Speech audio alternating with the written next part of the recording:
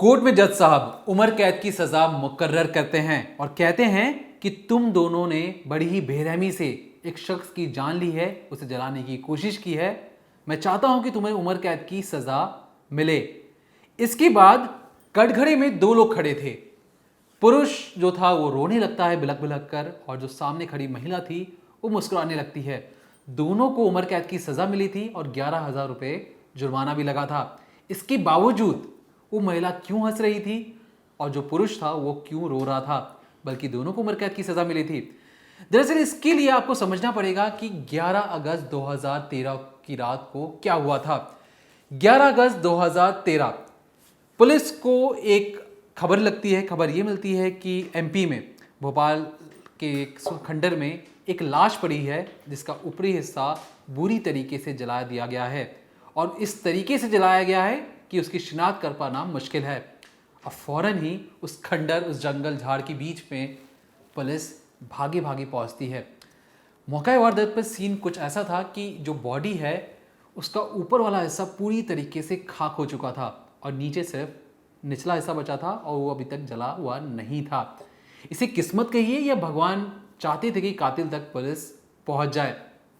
आसपास के इलाकों को फौरन ही खंगाला जाता है कि कोई सबूत मिल जाए कि जिससे ये पता लग पाए कि ये कातिल कौन है और इससे किस तरीके से जलाया गया है और ये शख्स कौन है। लेकिन पुलिस के हाथ कुछ भी नहीं लगता।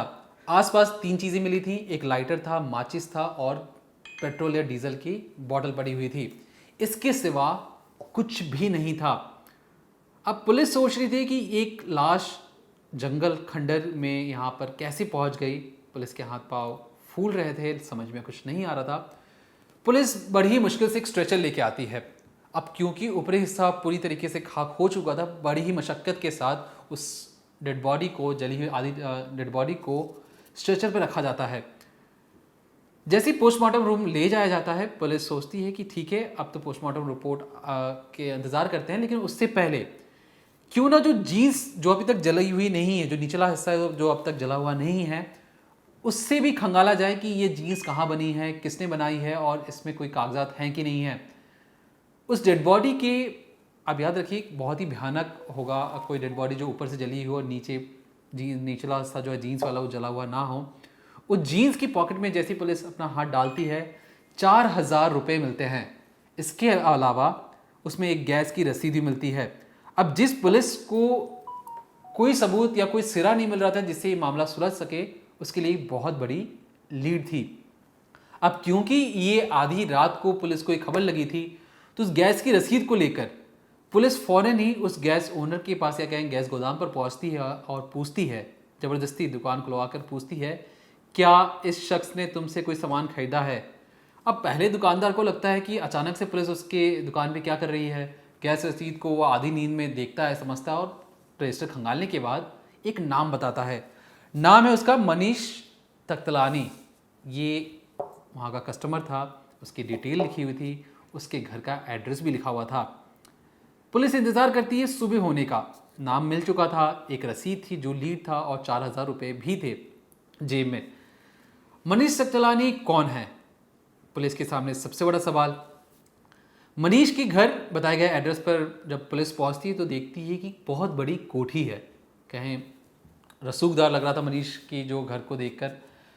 अब मनीष के जो घर वाले हैं वो पिछले कई दिनों से परेशान थे, क्योंकि उनका जो बेटा है या कहें जो उनके घर में रहने वाली बीवी हैं, उनका पति भी कई दिनों से लापता है। घर वाले परेशान थे। अब जब घर की घंटी बजती है और बाहर पुलिस खड़ी नज़र आती है तो घर वालों को डर लगता है, कि उन्हें लगता है कि कहीं जो चीज़ें नहीं होनी चाहिए वही तो नहीं हो गई है। अब पुलिस भी असहज थी घर वालों को बताने में कि उन्हें एक बॉडी मिली है जो आधी जली हुई है। लेकिन खैर, पुलिस पहले जाकर पूछती है कि आप जानते हैं कि मनीष कौन है। तो घर वाले कहते हैं कि हाँ, हमारा बेटा है। मनीष की बीवी सपना भी आती है, कहती कि हाँ, वो मेरा पति है। अब इसके बाद पुलिस फ़ोटोग्राफ्स दिखाती है। फ़ोटोग्राफ्स देखकर घर वाले तुरंत कहते हैं जीन्स को देखते हुए कि हाँ, ये हमारा बेटा ही है। बीवी भी शिनाख्त कर लेती है कि हाँ, कहती है कि ये मेरे पति ही हैं। अब पुलिस उस वक्त तो उन्हें प्रूफ मिल जाता है कि ठीक है, जो डेड बॉडी थी उसकी शिनाख्त हो चुकी है। अब थोड़ी सी पता लगाया जाए कि इस इतनी दूरी जंगलों में ये डेड बॉडी क्या कर रही थी और किसने हत्या की होगी? सबूत के नाम पे कुछ भी नहीं है। अब मनीष तख्तलानी जो कौन है, पुलिस पहले बायो डिटेल निकालती है कि पता लगाया जाए कि मनीष असल में कौन है और उसके पास इतने पैसे कैसे आ गए, उसने इतनी बड़ी कोठी बना दी। पता लगा कि मनीष भोपाल में एक प्लाईवुड का बिजनेस करता है और इसी वजह से पूरा शहर उसे अच्छी तरीके से जानता है, समझता है। कोई भी बड़ी डील हो, किसी में फर्नीचर का काम हो, होटल में या कहीं भी जो नए फ्लैट्स बन रहे हैं, उसमें इसका सप्लाई देने का बिजनेस था ही। तो इसी तरीके से पैसों की कमी नहीं थी, बिल्कुल संपन्न परिवार था मनीष तख्तलानी का और उभरता हुआ सितारा था या कहीं उभरता हुआ बिजनेसमैन था। इसी में 2007 में सपना तख्तलानी, अब शादी की बात को कि बिजनेस की बात तो होगी, अब मनीष ने किससे शादी की? सपना तख्तलानी कौन है? तो पता लगा कि सपना तख्तलानी भी बिजनेसमैन की बेटी है और क्योंकि 2007 में जब इनकी शादी हुई तो दोनों की सहमति से, यानी सपना ने भी हाँ कहा और मनीष ने भी, दोनों ने हाँ कहा, तब जाकर दोनों की शादी हुई। अब सपना तख्तलानी, जिस तरीके से अभी आप अपनी स्क्रीन पर फोटो देख रहे होंगे, ये वही महिला है सपना तख्तलानी। खूबसूरत है, हंसती हुई जो फोटो आप देख के समझ चुके होंगे कि सपना तख्तलानी कितनी खूबसूरत है। बगल में जो फोटो है वो है पति या कहे मनीष तख्तलानी की, जो बेहद ही मासूम सा दिख रहा है, हंसता हुआ नजर आ रहा है। अब पुलिस के मुताबिक क्योंकि मनीष तख्तलानी की मौत हो चुकी है, बॉडी आधी जलाई जा चुकी है, लेकिन कातिल कौन है ये पता लगा पाना मुश्किल है। अब क्योंकि पुलिस जब अपने इन्वेस्टिगेशन कर रही थी तो उन्हें कोई लीड या सुराग तो नहीं मिल रहा था, तो उन्होंने सोचा क्यों ना बीवी पर फोकस किया जाए कि बीवी कौन है, कैसे, क्या है। बीवी का जब इन्वेस्टिगेशन शुरू हुआ तो पता लगा कि सपना तख्तलानी पढ़ी लिखी है, खूबसूरत है, बोल्ड है, लोगों से मिलनसार है और जब से घर पर आई है उसने पूरे घर का काम और काज सबको संभाल रखा है, किसी को भी उससे कोई शिकायत नहीं है। पुलिस को लगा कि ठीक है, आम सी बात है। लेकिन सपना के बारे में पुलिस को एक और चीज़ पता लगी, ये पता लगा कि वो जिस किसी से भी बातचीत करती है उसकी मीठी बोली के लिए वो प्रसिद्ध है और जल्द ही बॉन्डिंग बना लेती है जिस किसी से भी वो बात करती है। लेकिन इसमें भी कोई शक पैदा करने वाली कोई बात नहीं। तो सपना तख्तलानी को उन्होंने साइड लाइन रखा कि चलो ठीक है, हमने सपना के बारे में पता लगा लिया, खूबसूरत है, पढ़ी लिखी है, दोनों मियाँ बीवी की जोड़ी है, पूरे शहर में मशहूर है, क्योंकि इसके बाद पूरे शहर को बुलाया गया था उन दोनों की शादी में और इस शादी से उनको एक बच्चा भी है। तो पुलिस को सपना पे तो शक जो पहले हो रहा था अब नहीं होने लगा, क्योंकि उन्हें लगा कि सपना क्लीन है।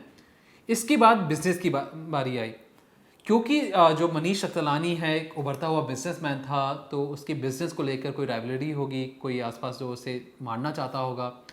पता लगा कि उसकी बिजनेस में भी कोई दिक्कत या कोई ऐसी चीज़ें नहीं है जिससे शक पैदा हो कि कोई मनीष को मारना चाहता हो या किसी ने भी मनीष को धमकी दी हो। अब पुलिस हैरान परेशान कि अब करे तो करे क्या।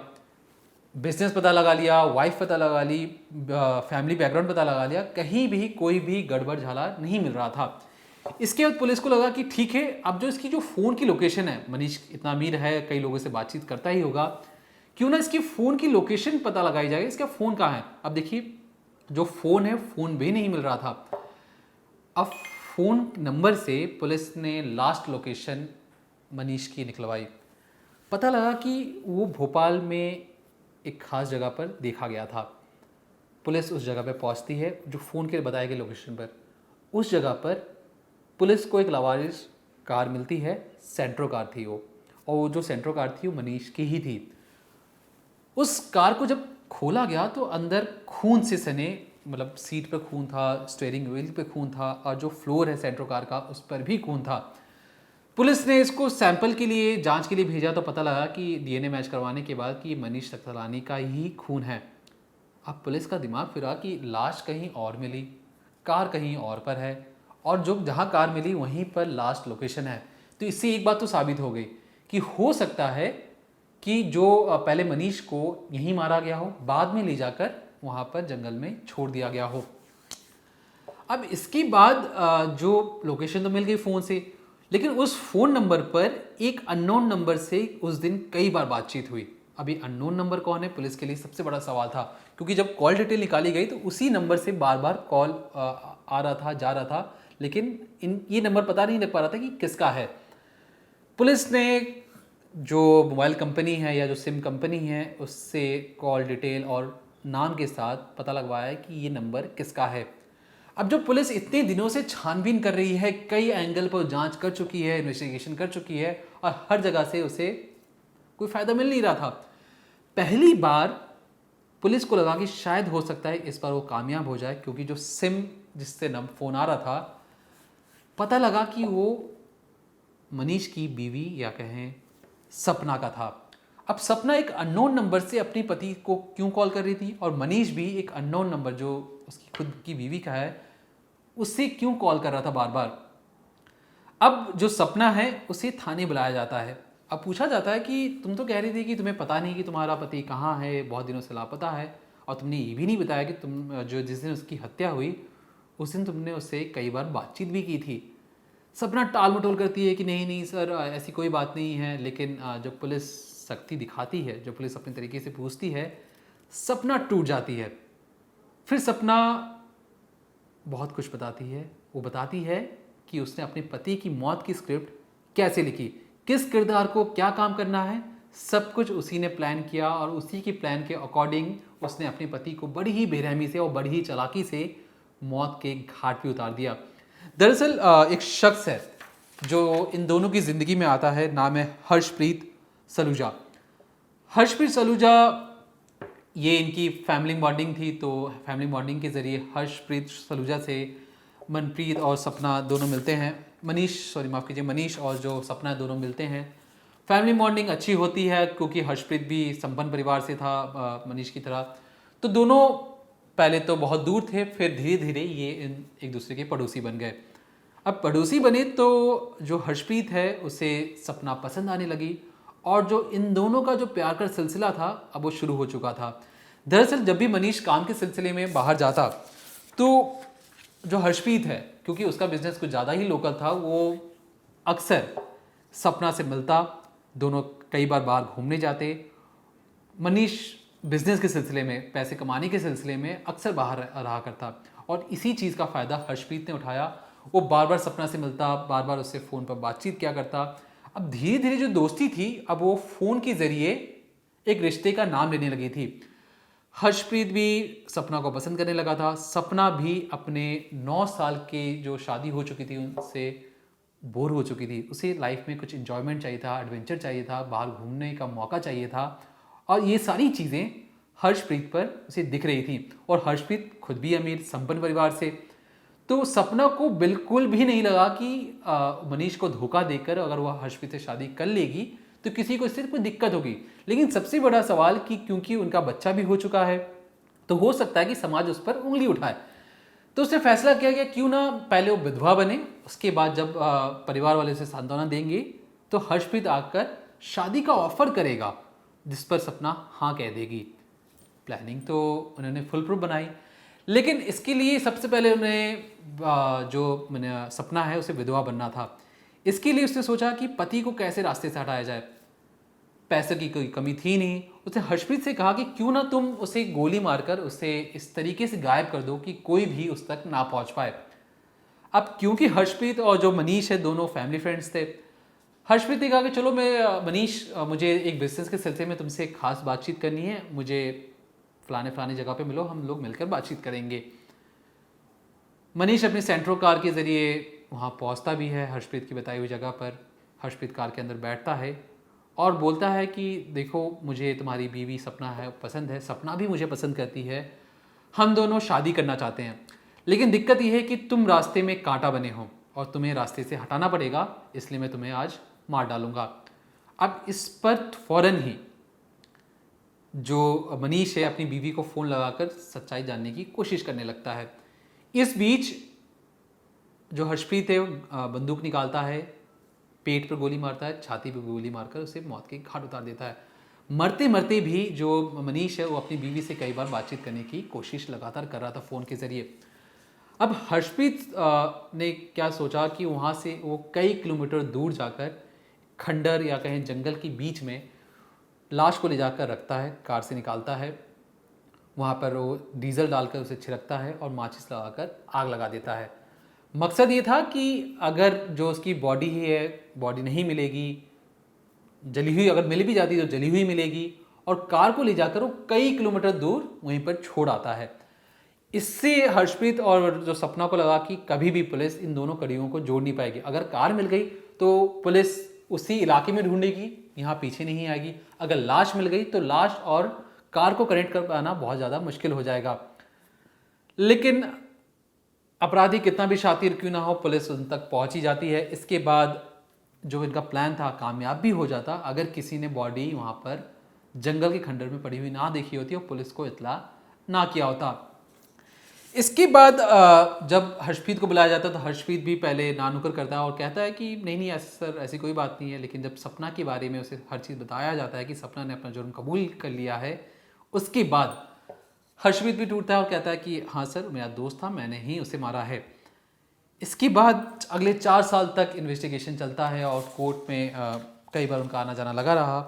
इसके बाद जो भोपाल की डिस्ट्रिक्ट कोर्ट है उन्हें मनीष तख्तानी और जो मनीष तख्तानी की हत्या और हत्या की प्लानिंग करने में हर्षप्रीत और सपना को लगातार सजाए उम्र कैद की सज़ा दी और 11,000 रुपये का जुर्माना भी लगाया। और जब सज़ा उनको सुनाई जा रही थी, जब जज साहब अपना फैसला सुना रहे थे, जो हर्षप्रीत था, जो मनीष का दोस्त था, फैमिली फ्रेंड था, वो रोने लगता है। लेकिन जो बीवी है वो आखिरी वक्त तक कोर्ट में खड़े होकर हंस रही थी, मुस्कुरा रही थी, जैसे उसे कोई फर्क ही नहीं पड़ता कि उसके पति की जान उसने किस कदर ली है।